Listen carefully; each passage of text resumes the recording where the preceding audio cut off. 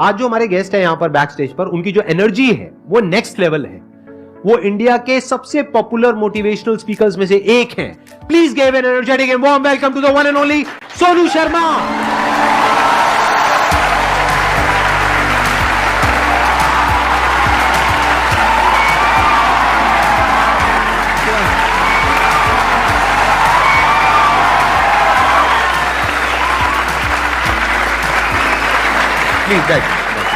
हाय। सबसे पहले तो गुस्सा है इन पे बहुत ज्यादा। क्या गुस्ताखी हो गई सर? देखो ऐसा होता है कि आपके जो ऑडियंस है ना, वो आपको बार बार प्रेशराइज कर रहे हैं। आप वहां गए, आप वहां क्यों नहीं जा रहे? अरे मैंने कहा अच्छी बदमाशी नहीं जाते हम। तो नाक में दम कर दिया लोगों ने आपकी वजह से। आना ही पड़ा। मतलब इतने मैसेज, अब तो 2-3 दिन से तो धमकी वाले भी आ रहे हैं, जाओगे कि नहीं जाओगे।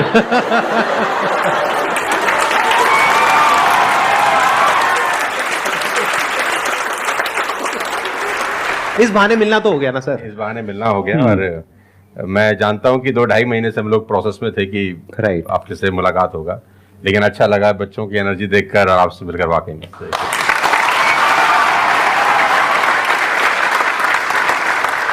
अब बताइए कौन है जो इनसे कुछ क्वेश्चंस पूछना चाहते हैं? मेरा क्वेश्चन ये है कि जब आपका लाइफ का एक स्ट्रगलिंग फेज था तो उस टाइम पे आपको गिव अप करने का फीलिंग आया होगा, तो उस फीलिंग को हमें कैसे टैकल करना है या फिर आपने कैसे टैकल किया? देखो, जब आपका वाई बहुत क्लियर होता है ना, तो आप गिव अप कभी भी नहीं करते।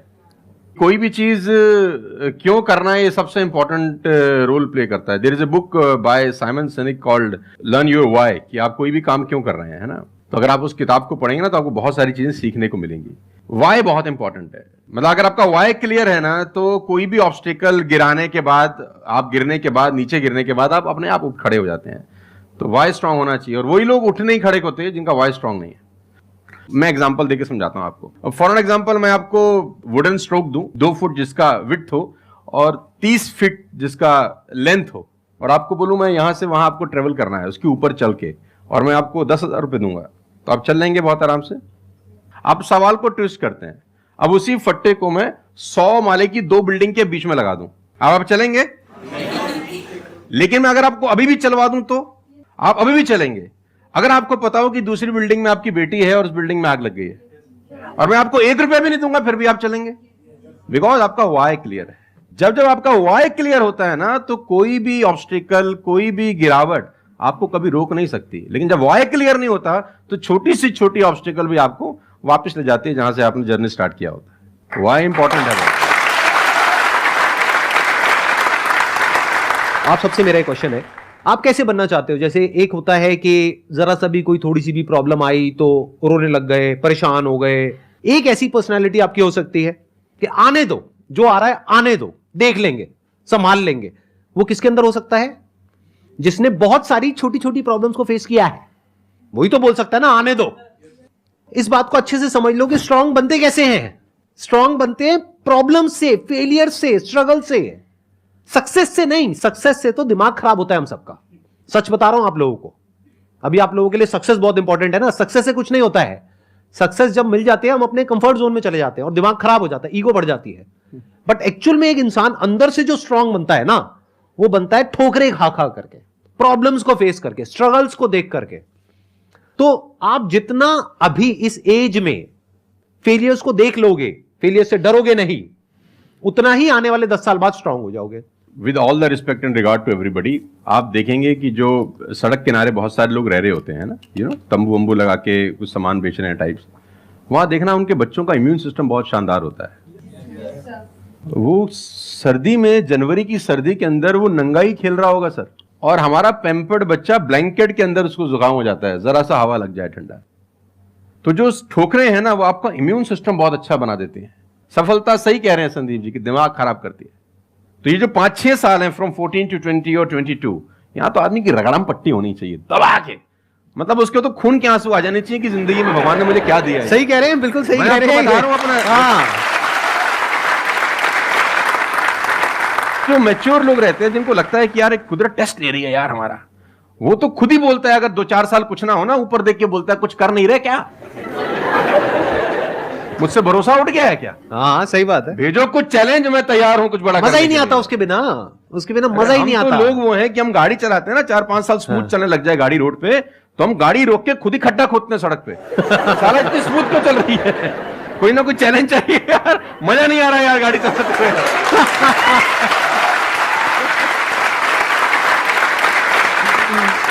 तो चैलेंजेस आपका इम्यून सिस्टम बहुत अच्छा करती हैं, और मेरे हिसाब से 14 और 20 साल का जो एज है, इसमें तो खूब पिटाई होनी चाहिए आदमी की, खूब रगड़ा पिट्टी होनी चाहिए, ताकि उसका इम्यूनिटी एक बार अच्छी हो जाए, बाकी का उसका जो 60-70 साल का जिंदगी है ना, वो लोहा हो जाता है। आपको खुद पे भरोसा रखना बहुत जरूरी है। दुनिया तो नहीं करेगी, ये तय है। दुनिया तो चड्डी में बम लगाएगी आपके।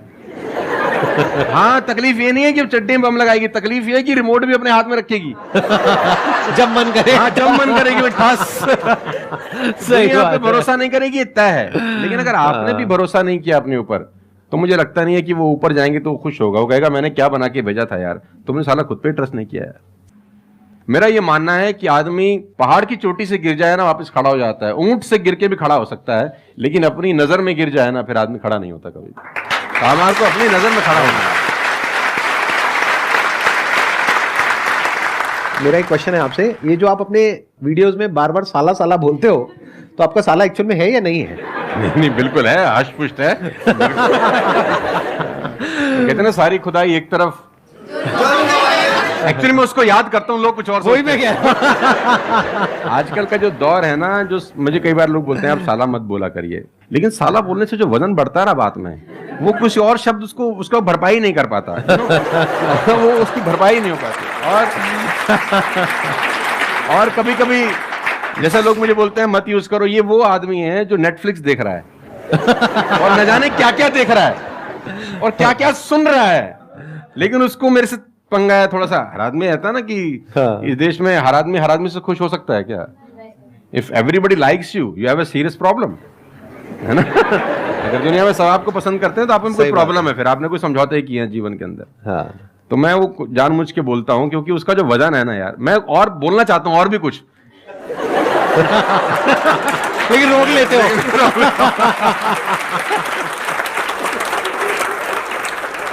सर मैं क्वेश्चन करना चाहता हूँ कि जैसे लाइफ में सबके लिए सब कुछ क्लियर होती है, नॉलेज सबके पास है, क्लियर कट सब है सब रास्ते के लिए कि क्या करना है क्या नहीं करना। कुछ चीज़ें उनको रोकती है, पता है उसको भी वो क्या रोकती हैं क्या नहीं रोकती हैं, फिर भी वो चाह के वो बंदा आगे नहीं बढ़ पाता उन चीज़ों को लेके।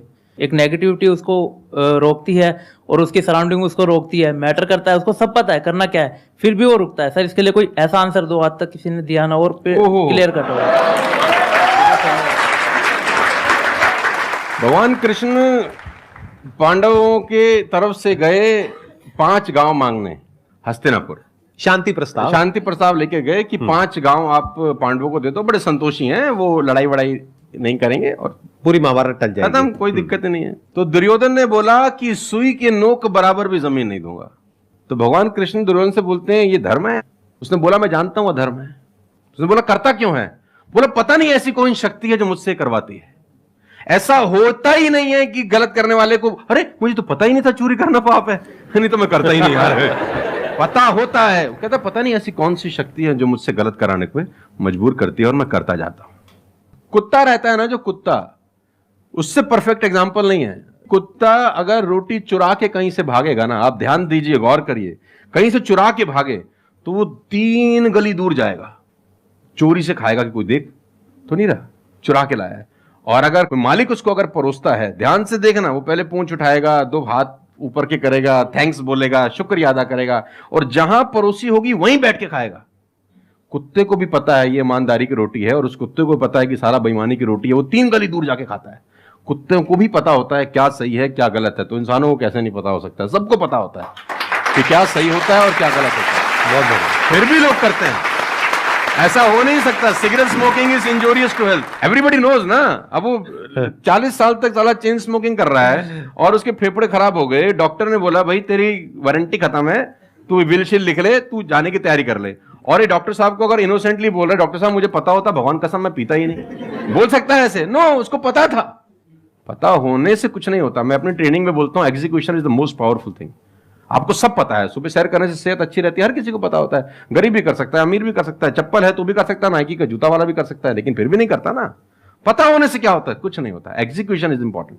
यहां पर मैं थोड़ा सा ऐड करूंगा इनकी बात में। अब इस प्रॉब्लम को सोल्यूशन क्या है? जैसे फॉर एग्जांपल, एक बार आपको सिगरेट की लत लग गई, तब अगर आप एक क्वेश्चन पूछोगे तो आपके लिए सिगरेट को छोड़ना, अगर मानो आपको 10 साल हो गए सिगरेट पीते हुए, अब एकदम से सिगरेट को छोड़ना बहुत ही मुश्किल है। मैं बोलता हूं आसान है, लेकिन इतना आसान नहीं है, क्योंकि बायोलॉजिकली आपकी जो ब्रेन है वो मांगेगी उस चीज को। अब सिर्फ साइकोलॉजिकली आप क्रेव नहीं कर रहे सिगरेट के लिए, बायोलॉजिकली भी वो क्रेविंग उठेगी अंदर से। जैसे भूख लगती है, प्यास लगती है, वैसे ही निकोटिन मांगेगी आपकी जो ब्रेन है।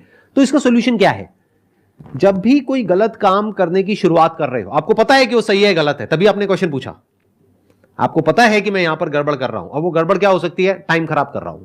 एक बार आदत पड़ गई टाइम खराब करने की, उसके बाद बहुत मुश्किल हो जाएगा उसको छोड़ना।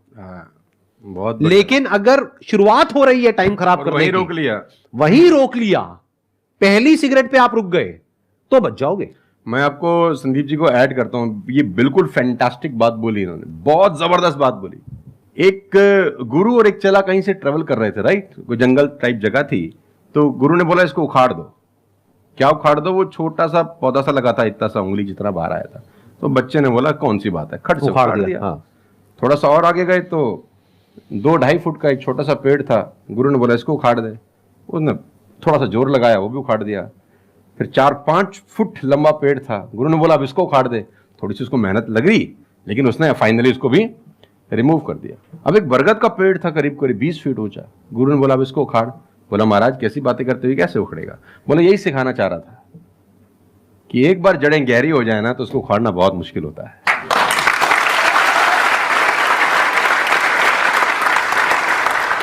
मेरा क्वेश्चन ये है कि जैसे कि हम पढ़ते हैं, आजकल ये हो रहा है कि हम मैक्सिमम, हमारा फोकस ये होता है कि हम पढ़ेंगे और ये चीज़ मतलब जॉब करेंगे, लेकिन ये होता है कि जब वो नहीं होता हमारे से, तो हमें मतलब हमें कुछ बड़ा सोचना चाहिए कि हाँ अब इससे भी बड़ा कुछ हो सकता है, मे बी वो ना हो, कुछ बड़ा, मतलब अपनी थिंकिंग को कैसे बढ़ाएं, वॉस करें। देखो, ये जो सोच है ना कि मुझे पढ़ना है और फिर मुझे जॉब चाहिए, ये सोच ही गलत है। अगर आप मुझसे पूछोगे तो मेरे स्टैंड पॉइंट से सोच पता है क्या होनी चाहिए?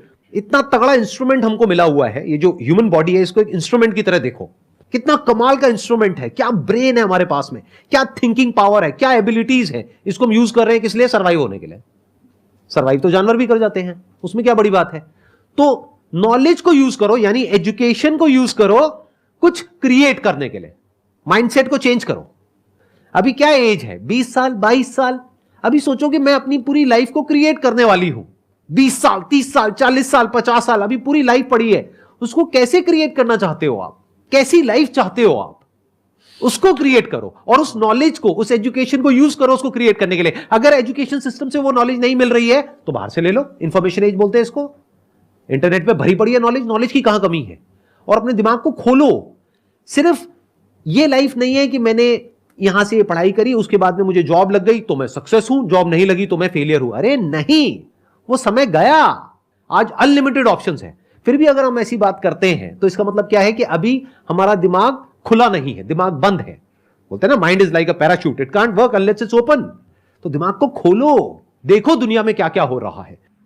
Job is not the only way to make money, there are lot of ways to make money. You must have that capability to create something of value for the society, for the world. अगर आप ऐसा कुछ कर सकते हो तो दुनिया तैयार है आपको पैसा देने के लिए। आप इसको ऐसे देखो, मैं आपसे एक क्वेश्चन पूछता हूं। आपकी लाइफ में मानो कोई बहुत बड़ी प्रॉब्लम है और वो किसी पर्टिकुलर प्रोडक्ट से या सर्विस से सॉल्व हो जाती है, आप पैसे दोगे या नहीं दोगे? देंगे। दोगे ना? तो और लोग भी तो आपको देंगे। इसी को तो बिजनेस बोलते हैं। मेरा एक वीडियो है, अगर टाइम मिले तो देखना, कि इस दुनिया में जंगल का शेर बनना, सर्कस का नहीं। शेर तो सर्कस में भी रहता है ना। अब वो जो चाबुक वाला ना उसको नचाता है, आग में से भी कूदने को बोलता है तो बेचारा कूद जाता है। उसको सिर्फ सहूलियत ये होती है कि उसको टाइम पे खाना मिल जाता है बस।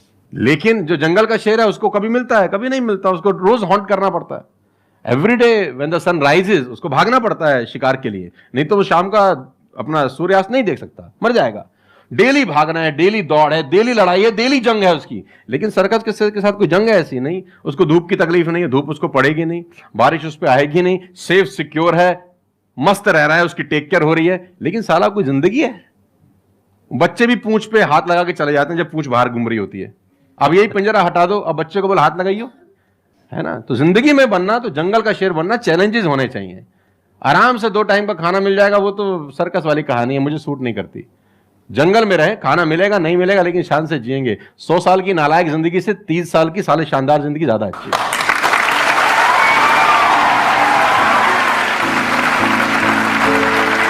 Thank you so much, thank you.